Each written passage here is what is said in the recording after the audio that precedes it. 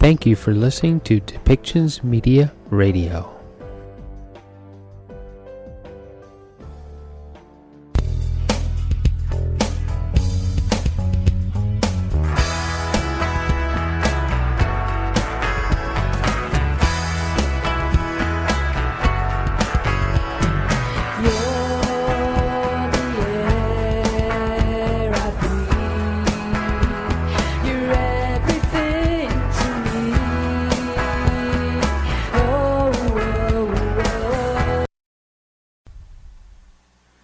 Welcome back, everybody. Hey, we're going to have Geeta Seti come back on again. And she's going to talk to us this time about cholesterol and trans fats and fatty acids in our diet that one may help our health, and how by having a more balanced diet that we don't have to worry about things like, oh, is our cholesterol going to be too high, and how we can do things to control different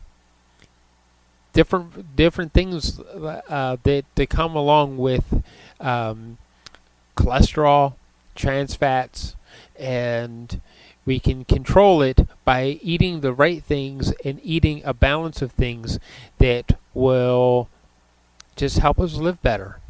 So let's jump into a conversation with Geeta from Living Well with Geeta.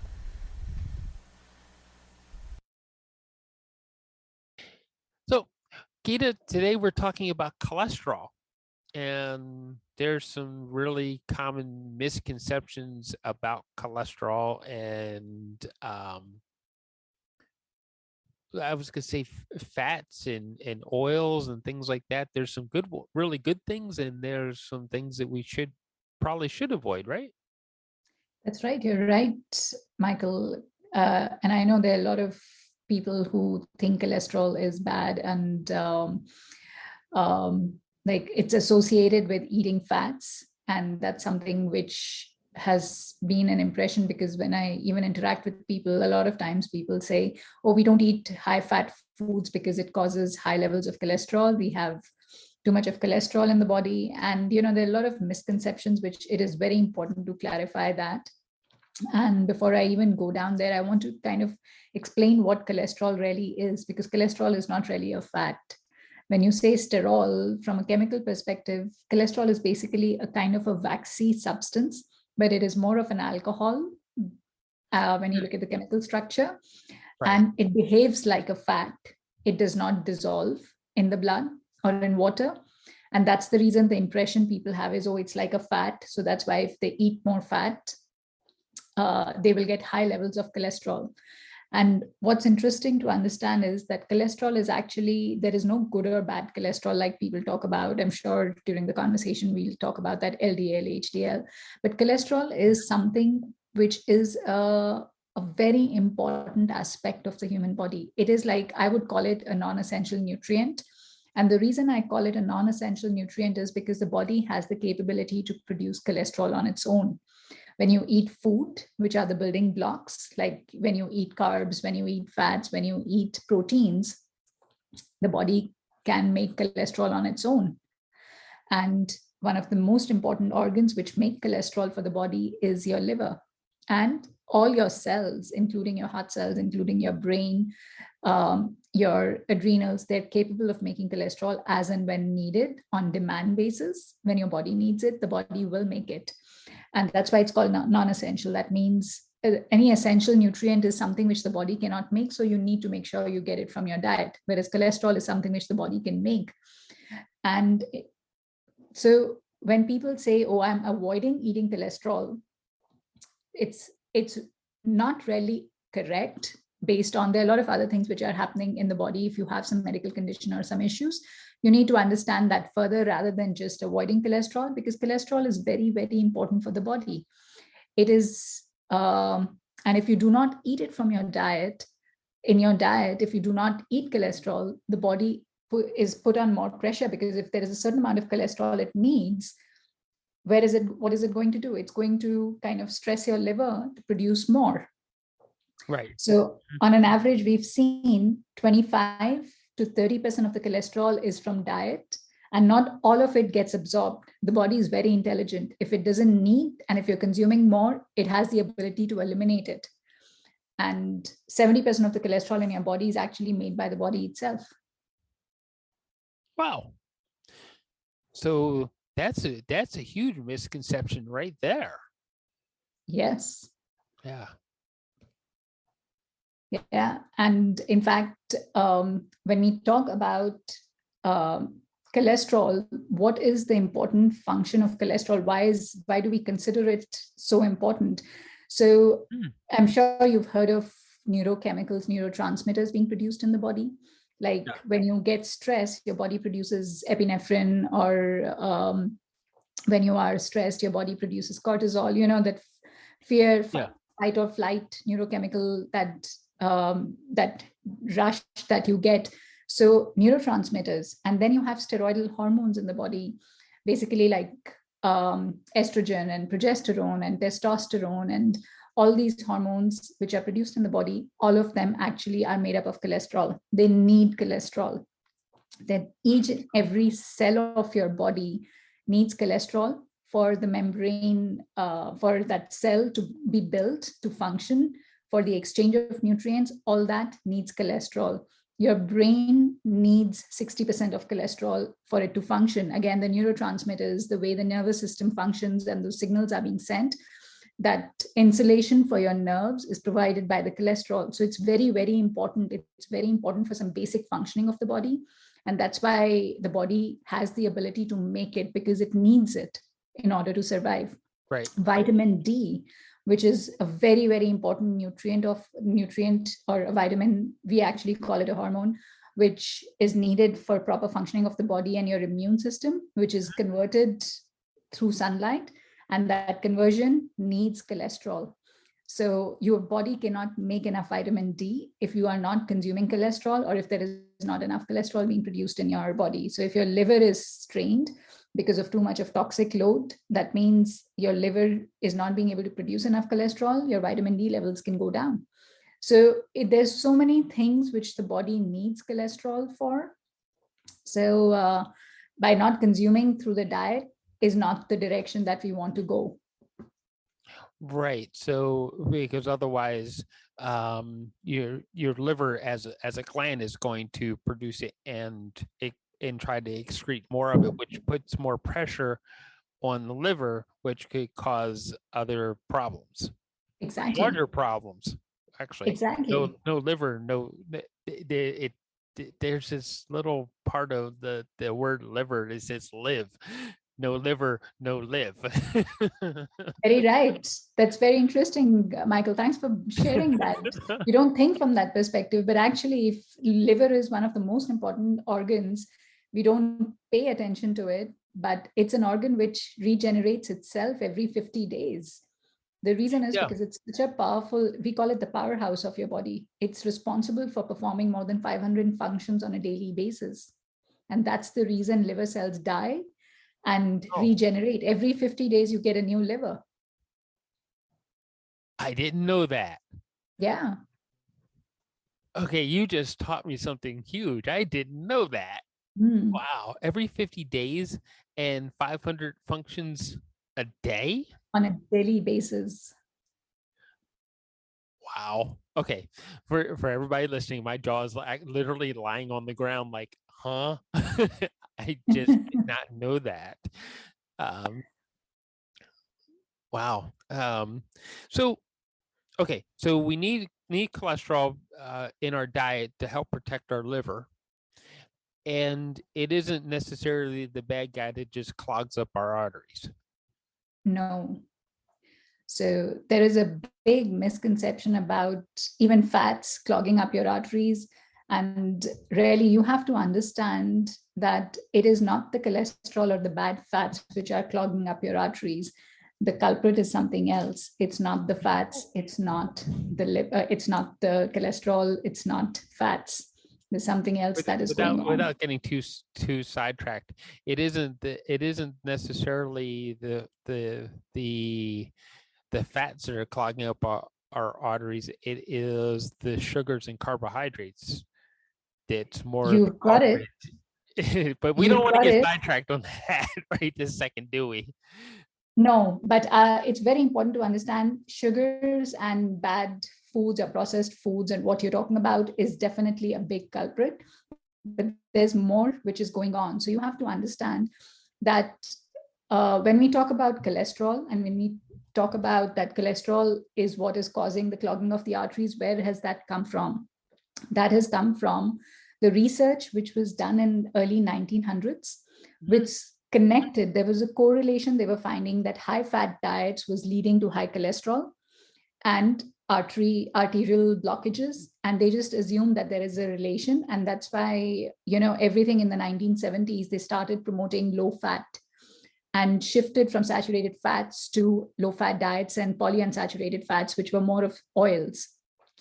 And that shift started in the 1970s. And in the last 30 years, we did not see a drop in cardiovascular conditions or Right. cholesterol issues or heart attacks. So if that was the culprit, then everything should have come down, because basically all the processing industry and the food industry told you to eat low fat, and everybody shifted from saturated fats to low fats. So today we've realized that that was just a correlation, that was not the real cause. So Right. fats are not responsible, or cholesterol is not responsible for heart conditions. What is going on is, because of various reasons, because of chemicals, because of free radicals, Hmm. it's the walls of your arteries which get damaged. And cholesterol is actually like a fireman there. Like, there is, your house is burning and you get a fire brigade and it starts spraying water. So cholesterol is actually doing that job of some level of repair work. So what happens is, when your arterial walls get damaged because of whatever is going on, one of the things is high sugar and insulin and high carb and refined carbs. And I'll tell you how that happens. So when your walls get damaged, that they become leaky, as in that wall, that fortress Oh, okay. gets permeable. And when it gets permeable, these smaller pieces, particles of cholesterol go inside. They can go inside. And because there is a lot of free radical damage and chemicals circulating with that blood, that cholesterol, when it enters your cell walls, because they're permeable, they've got damaged, that cholesterol gets oxidized, and that creates Yeah. inflammation. And the body sends the immune cells to eat those up, when to gobble them up, because they're creating damage.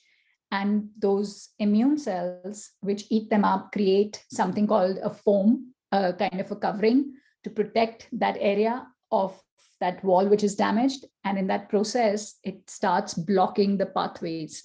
And that is when the circulation of the blood becomes less and less. And sometimes those parts which have kind of accumulated, which we think is cholesterol, it is, but it's oxidized cholesterol being gobbled up by your immune cells, and that they break and they cause clots in the Ah, arterial wall. And that is what causes heart attacks and strokes. So it's not really, cholesterol is just like a fireman trying to protect and trying to minimize the damage.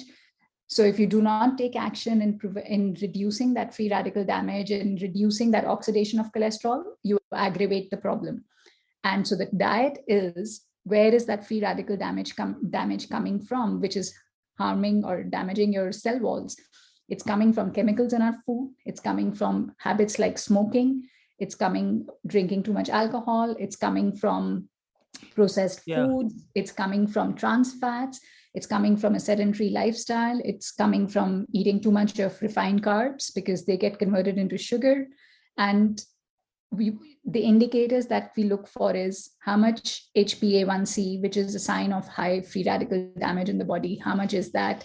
If your triglyceride levels are high, that means you have too much sugar. Your body is not absorbing the sugar, and that's get converted. The liver is converting into fat and storing it as fat. That means you're putting on weight in the wrong areas. Mhm. Diabetes gets developed, and that creates damage or free radical damage or oxidized cholesterol in the arteries, and that is the true culprit. So it's all about bad lifestyle, poor choices of food, and sedentary lifestyle, and stress. Stress also plays a huge role. So these are the culprits, and not eating cholesterol through your diet if you're eating the right kind of foods. Yeah. Okay. So, some of the other misconceptions, that avoiding you covered, avoiding fats or lower cholesterol foods. Um, you also said some of the other misconceptions are animal sources versus plant sources of foods. Because you can find just as much fat in a plant as you do in an animal, can't you? That's right. So it's not the fat. The problem is never with whole foods, whether you're eating plants or whether you're eating animal foods. So, something interesting to understand is, as I said, your body produces cholesterol on its own. So, when you think of it in nature, nature does not give you any food as such, which is a source of cholesterol. So, plants do not make cholesterol. So, any of the plant food sources will not give you cholesterol. So, if somebody says, I'm avoiding coconut oil because it'll increase my cholesterol levels, that's incorrect because that is not a source of cholesterol. Plants do not make cholesterol. Cholesterol is made by the cells. So when you're eating animal based foods, that's the only source of getting cholesterol in your diet. So your dairy, your milk, your meat, your eggs, your cheese, that gives you cholesterol.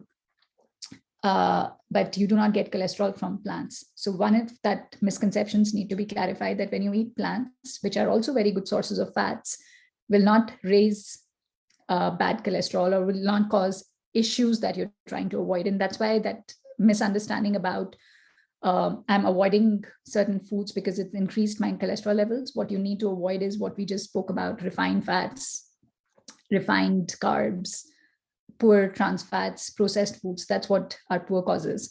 Now the second thing is, when we have research which says that when you eat animal products or when you avoid animal products, you can bring down the cholesterol levels and the inflammation. Now, very interestingly, there is research has today proven that there is a link to your microbiome, that wonderful colony of the bacteria which exist in your gut. So it's very unique for each person, and that bioindividuality comes in, that there are certain people who have a presence of certain strains of bacteria. When you eat animal sources like red meats and eggs and saturated fat sources, they convert that into an enzyme called TMAO. And that TMAO is an enzyme which causes inflammation in the arteries. So, what is it that decides the presence of these bacteria is still being researched.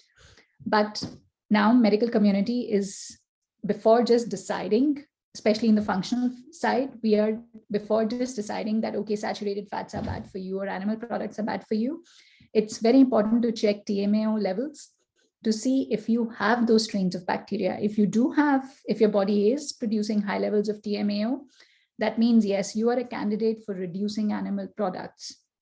Uh-huh. And the second thing, why anyway it is recommended to increase plant-based foods, the reason is because just like our body needs cholesterol, the plants also have a certain physiology. And so the functions, like we are using this to make neurotransmitters, like we use cholesterol to make neurotransmitters, there must be something in the plants which is also a raw material for them to communicate with different parts of the body, because they also have a certain physiology. Right. So that element of the plant is called phytosterol or plant sterols. So sterol, cholesterol. So in the plants, they're called phytosterols. And all plants, especially green leafy plants, are supposed to be high sources of plant sterols. So in order to improve your body's ability to make good cholesterol or make cholesterol, you need to increase that source of plant sterols, which comes when you eat plants, basically, which are high in polyphenols, which can be green leafy vegetables or bright sources of colorful vegetables. Hmm. And that automatically will support your body's ability to increase cholesterol levels naturally based on how it's needed. So that's another reason why we say that, okay, high uh, plant-based foods will help people in reducing inflammation and increasing the good cholesterol in the body. And Yeah. that's why sometimes people also take plant sterols or phytosterols. as supplements, because they have extracted these sterols from plants and converted them into supplements as nutraceuticals. Right. Okay. So I want to get to something, because we both have different diets. You are you said to me in other conversations, off air, that you only eat a plant-based diet, right? And I have told you that I'm an omnivore. It means I have some of animal proteins and lots of other plant stuff. I did actually, to be honest with you, I did actually try going completely without animal products whatsoever, and the end result was my doctor telling me, "Is like, what the hell are you doing to yourself? You look like you're starving."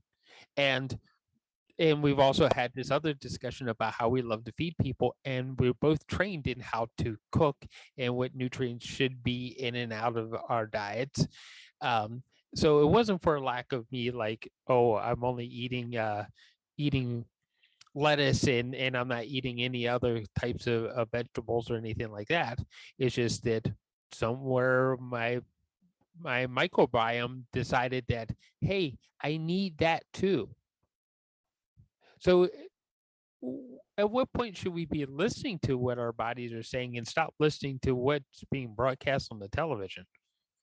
Thank you for sharing that, Michael, because it is so important in today's times where, okay, it is so important to understand that your body knows more than the social media around you, or more than all the information. And I will not say all propaganda, but there's a lot of information which is, you just follow the masses kind of a thing. That it doesn't work like that. It's about your own unique bioindividuality. You know your body the best, and you know what works and what doesn't work if you are in sync with your own body's rhythm, if you're listening to your body itself. One. Secondly, okay, need to clarify, I eat mostly plant-based, but I am a vegetarian, not a vegan.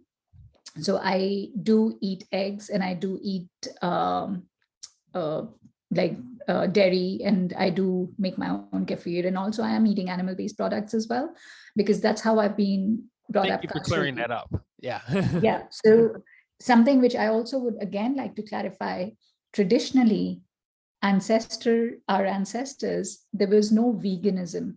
It wasn't completely plant-based. It's something that has evolved in the last, I would say, 40, 50, 100 years or whatever. Not even 100 years. I would say it would be more 30, 40 years.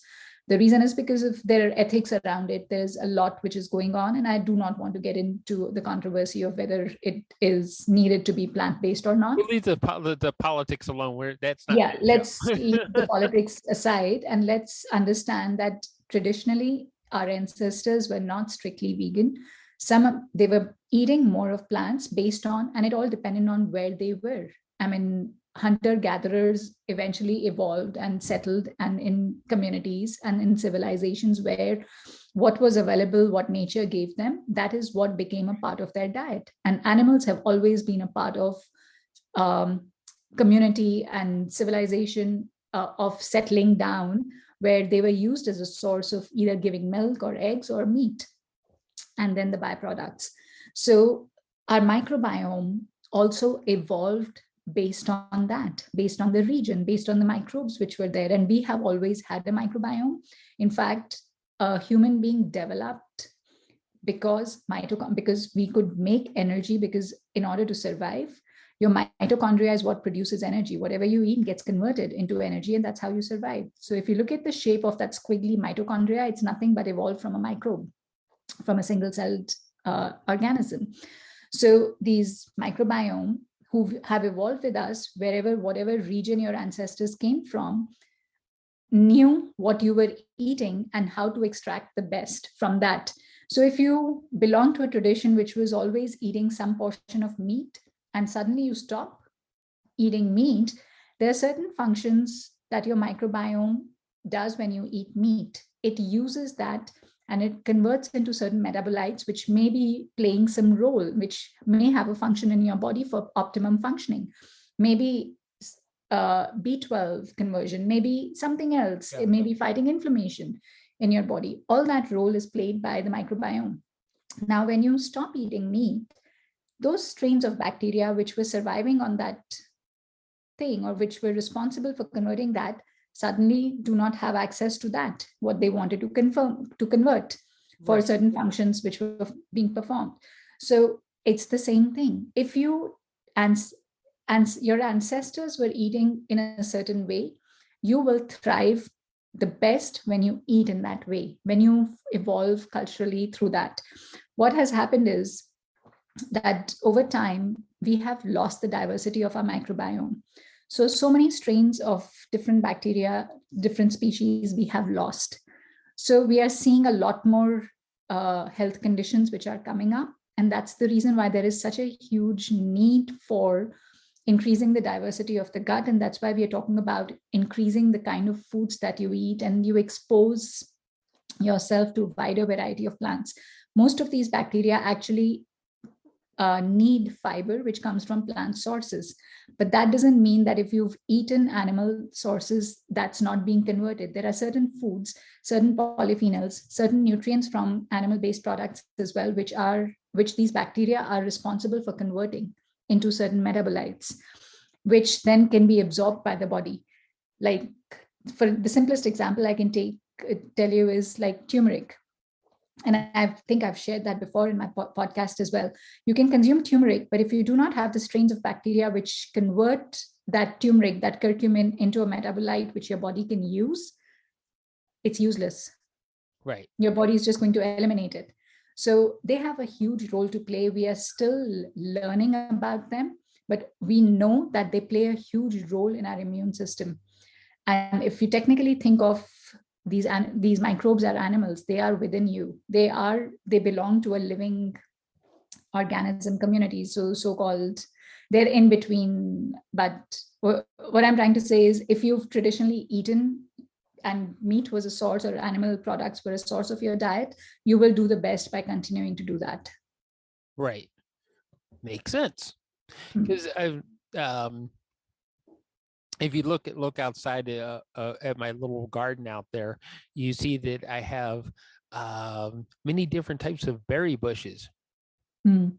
And when my brain is functioning the best is like I'm eating berries, nuts, um, and that sort of thing also is like, so it's like, so, and then I remember that as traditions, cultural traditions from my family also, Yeah, which is and which is nuts and again, berries and stuff, that's yeah, that is the reason why it's so important. See, there's so many multiple benefits when you're eating berries, because first of all, you're growing them in nature. Mm-hmm. They do not have any chemicals, they're not processed, they're whole foods. They're full of polyphenols, and they're surrounded by microbes where you're living. So those microbes know how to survive, how to process. So it's like an ecosystem of their own, and you're allowing them to adapt to the ecosystem which exists around in you. Yeah. So there is an exchange, and berries are very high in polyphenols, which is what these microbes survive on and thrive on, because they know how to convert these polyphenols into very, very beneficial metabolites for the body. And we need even more, because we all know that our immune systems are not functioning the best because of the exposure of too much chemicals, too much pollution, too much stress, and the way our lifestyles have become. Right. So I have another question about some of the things that and forgive me for focusing on my own kitchen for right this second, but some of the other things that we keep in our kitchen is um, canola oil and olive oil. Now, Yes, does it matter the type of oil that we actually use to dress our foods with or to cook our foods with? very much. Because again, remember initially I had said it's not just the whole food. The best form of getting oils in your diet is through whole foods. Mm-hmm. And that implies even fats. But the way we've evolved, we use fats for cooking today. So again, understand that both canola and olive oil are unsaturated fats, which means they provide, um, again, a certain kind of nutrients, which they provide certain kind of essential fats, which our body cannot make. And those are called essential fatty acids. Now, there are different kinds, but I'm sure you've heard of omega-3s and omega-6s and omega-9s, which are the most common, and especially omega-3 is being spoken about a lot. Now, canola oil is a source of omega-6, and olive oil is a source of omega-9 and a little bit of omega-3. But olive oil has a lot of other polyphenol benefits as well, which can be very, very beneficial for the body. But the thing is, all these oils have different smoking points. So when you cook them above a certain smoking point where they start smoking, they get oxidized. That means you lose the benefits. That means they create free radicals. So rather than giving you the benefits, they create inflammation in the body. So it's very important for us to understand what oils are suitable for cooking and what oils are not suitable for cooking at certain temperatures. So olive oil should not be cooked over 300 degrees, 300 to 330, 350, based on the polyphenol content. Extra virgin olive oil, which is high in polyphenol level, can withstand a little bit more, but it should not be really used for high heat cooking or long-term cooking. Best form of consumption of olive oil is in salads or just pouring it on top. For cooking purposes, it's better to consume oils which have high smoking points, like ghee or saturated fats generally are better. Now, my personal preference is not for using canola. And the other thing which comes down to is how is the oil extracted from these seeds? So there are 3 extraction processes which are being used. Number 1 is how commercially there is a chemical extraction using hexane, which is what all refined oils which are on the shelves today, especially, canola and sunflower and corn and vegetable oils, all of them are derived using hexane extraction, which is basically a chemical extraction. And then they use a deodorizer, and this is done at high heat levels. When you introduce high heat levels, you lose the benefit of these oils. And secondly, with the chemical extraction, they have to then take the chemical out, and then they have to deodorize it so that there is no strong smell in these oils. And all this process is done also to increase the shelf life. So in that process, you've pretty much lost all the benefit of that oil. So when we're talking about canola being a source of omega-6, you're not really getting much of it, and you're not getting any other benefits. And canola is a genetically modified oil anyway. So say that. So it's on all the commercial food industry today uses either canola oil or sunflower oil or corn oil or any of these genetically modified oils, which are much cheaper to produce in bulk and large scale, have long shelf life. So the second process of extraction is expeller pressed, where there is very little heat which is being generated, and you maintain a better quality of nutrient content of these oils. So the most common oil which is being derived using this, unless something is being mentioned, because there are companies who are becoming aware of it, and there are small production units which are using expeller pressing, which is a much better way of maintaining the cost involved. And so avocado oil is generally expeller pressed. There is no need for avocado oil to be chemically expressed. So that's another oil. Plus, it has a higher smoking point. So, and avocado oil is not traditional. It is a byproduct of the avocado industry today because of the high demand for avocados. But we have to understand that this is how civilization grows, and this is how development and modernization has happened. So as an oil to be used for high heat cooking, which does not create free radicals in the body, avocado oil is a better choice because it is generally expeller pressed. And similar is grapeseed oil. Grapeseed oil, again, is a byproduct of the wine industry today. And so again, suitable for high temperature cooking. But it's pressed. If it is expeller pressed or cold pressed. And the third thing is olive oil, which we all know.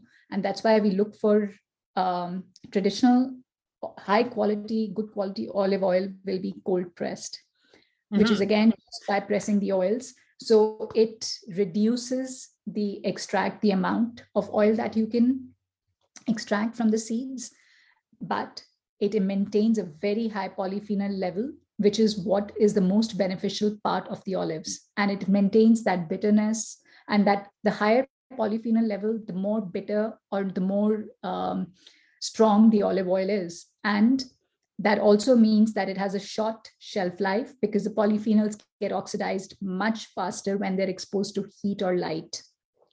I And was gonna say really good olive oil, or really it should be in a darkened container, right?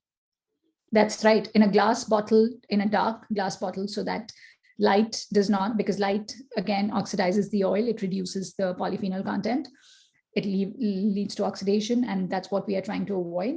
So it should be, and if you can, it should be cold pressed or expeller pressed. That's what you're looking for. And if you can find the date of when it was expressed. So extra virgin olive oil is basically the first extraction when they cold press it. So that's the best kind of olive oil that you can find. Right. So generally we say like fats like ghee, lard, are suitable. They can withstand temperatures above 500 degrees, and that's why they are the best for cooking, roasting, barbecuing. I'm going to my jaw dropped again, because you used a word, that the 4-letter L word that we've been told lard. Oh my God, we're not supposed to use that.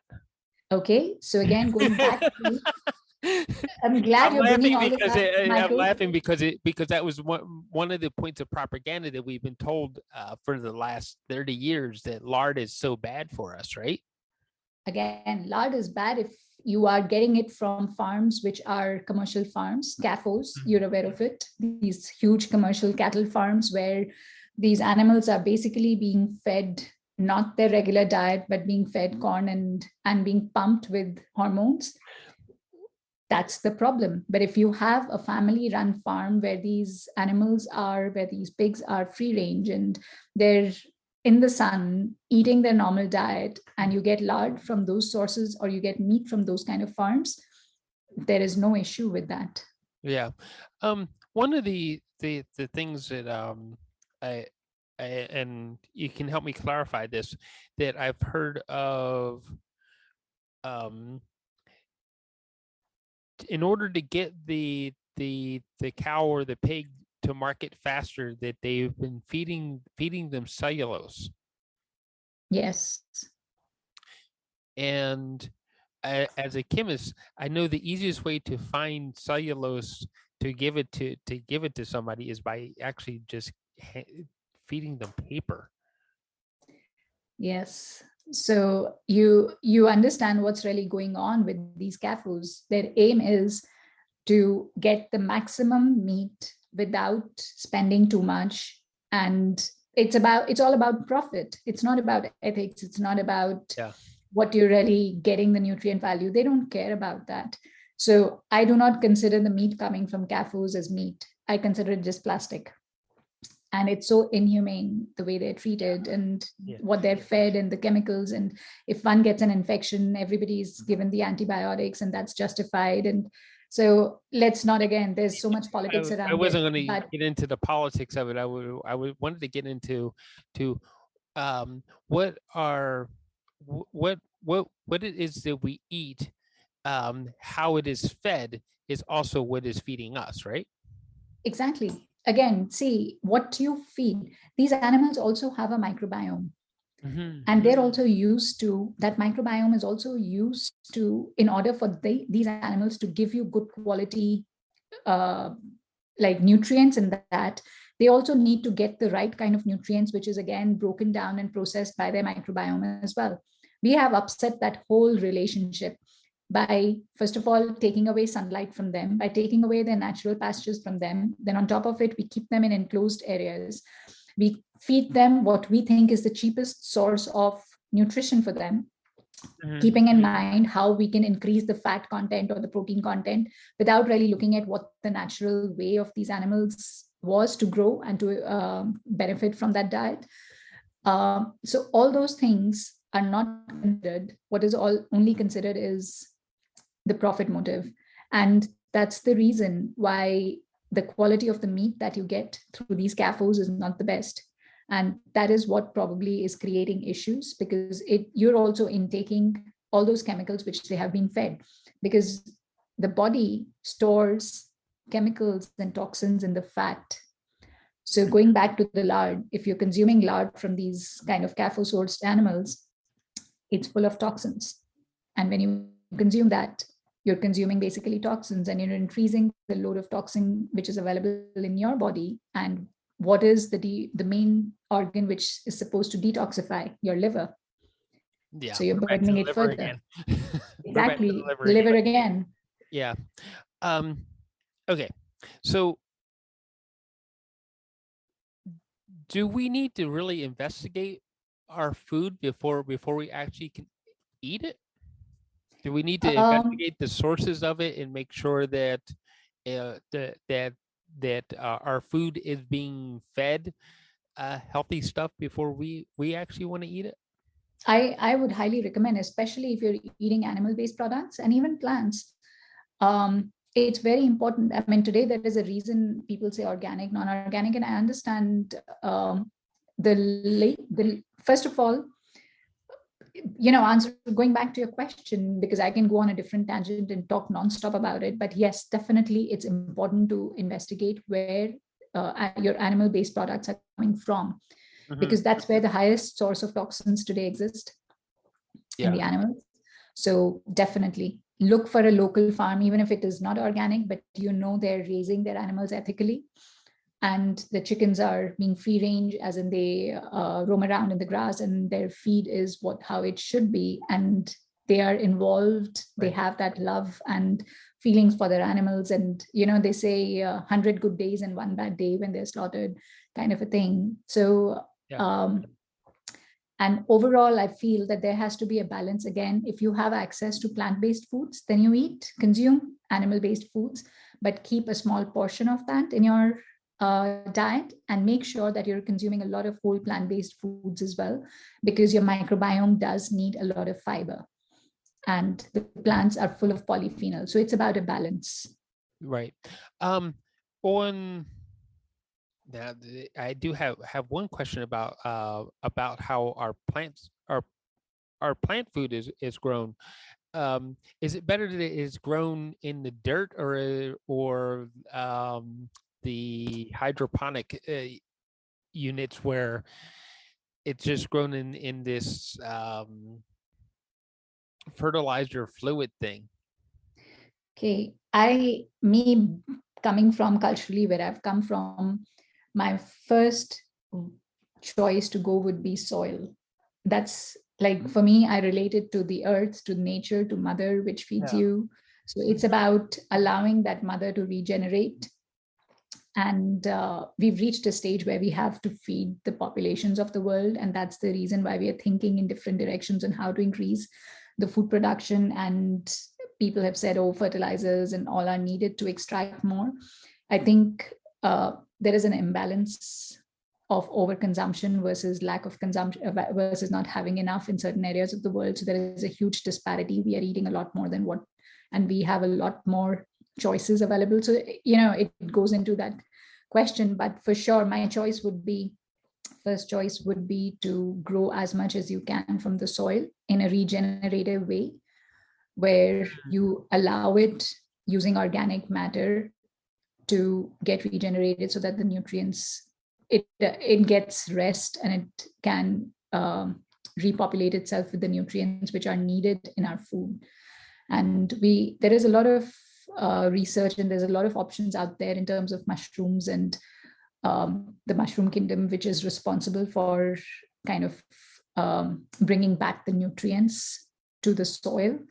And if we look in and research in those directions and put our investments in that, there is a lot that can be done to regenerate the soil. Yeah. Okay. So why don't we because we're starting to run out of time. I always do this with you. I always start running out of time and then have to rush and recap and everything. Oh my God. Okay, so um, just as a recap, you said that our body can generate cholesterol by way of the liver, right? Exactly. So, in fact, I will just give you, before we end, just very important, because again, reinforcing on the fact that just deciding that I'm not going to eat high fat foods because they're a source of cholesterol is a myth. Cholesterol is produced by the body, so do not consume cholesterol rich foods just because you think it's going to cause high cholesterol in your body. It's not like that. Your body will make it, your liver will make it. So sometimes it's a good idea to have some portion of food which is cholesterol rich or which has cholesterol, like good quality organic free range eggs or meat products once in a while if you enjoy that, or dairy, because that takes away the pressure from the body to produce. Yeah, The important reason is, the important thing to remember is that those quality of that food sources should be good. yeah. Okay. And you also said that it is good to use um, render products like lard and ghee. To define ghee, it that is actually like butter, but it's been so you only have the fatty part of the butter and the liquid part is gone, right? That's right. So it's clarified butter. Basically, butter has fat and it has some carbs, as in some sweetness, which has some lactose, some sugars from the dairy, from the milk. But ghee is when you ferment the butter and when you cook it. So the milk solids separate from the fat, and the pure form of fat from the milk after different processing is what is left is called ghee. So it's clarified butter. It's only fat, nothing else. So in fact, I'll point out there's some people who are lactose intolerant or who cannot take the casein in dairy, or who have issues with dairy. They cannot take it because of their body system reacting, their immune system reacting. They have sensitivities to lactose or dairy. Most of them, most, I would say 99% of them can handle ghee. The reason being because it's pure fat, and most of the times you will not react to fat. They're reacting either to the casein in the dairy or the lactose. Okay, cool. And and again, we're back to finding the best sources of pressed oils and um, and um, sources of food that are grown by way of nature and not by way of machine, right? That's completely right. You just need to know, eat whole foods as much as possible, the way nature gave you. Look for your sources where your food is coming from. Try to use foods which have minimum chemical, pesticide, preservative use. And again, farms, if you're looking for animal products, I would say pay a little bit more, but get the good quality. You may, that may lead to leading to eating a little bit less of the meat, because you're paying a little bit more for really good quality meat from a small family run farm rather than from big commercial produced units which make it cheaper. That would be a way to go, by consuming less but consume the right quality. Yeah. Okay. All right. So there we have it. Cholesterol is not really our enemy. It is something that we need, and it helps our neurotransmitters and a whole bunch of other things that our body actually needs in order to survive. Right. That's right. So, yeah, Geeta, you're this wonderful fountain of knowledge, and thank you for sharing. And I look forward to seeing you next time with the next topic we come up with. Okay. Thank you, Michael. It's always a pleasure to share this information. I really enjoy speaking on your podcast. Thank you. So, um, everybody go check out Living Well with the Gita and learn more. And it doesn't matter, pretty much it doesn't matter in where you are in the world. You can actually work with Gita. She can help you develop a functional nutrition plan that will help you live better. Thank you. All right. Thanks, Thank you, Gita. Michael. Bye. And I looked up at a shooting star, and then I wondered who you are. I just need to know. So I wished upon that shooting star, and then I wondered where you are. Is it destiny, or is it meant to be?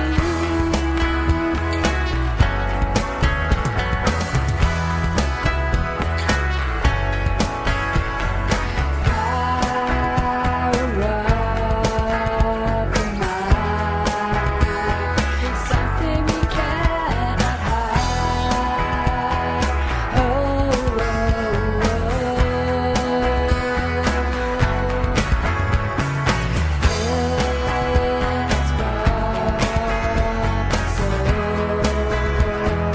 Help us to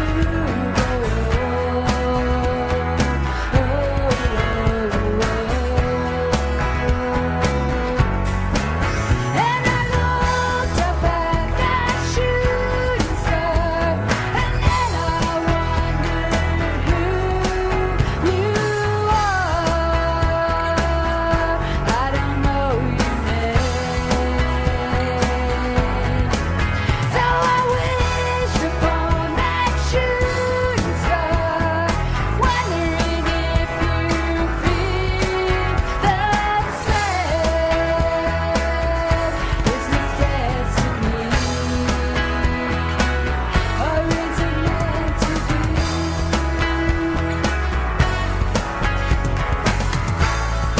Take me like a little child in your arms. We can drift away into another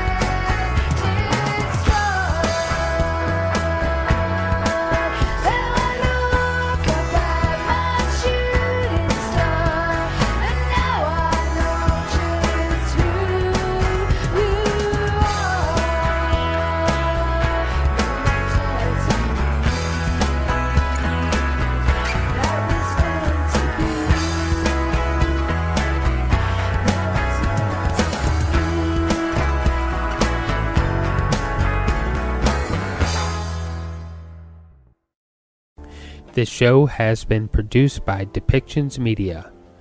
Please contact us at depictions.media for more information.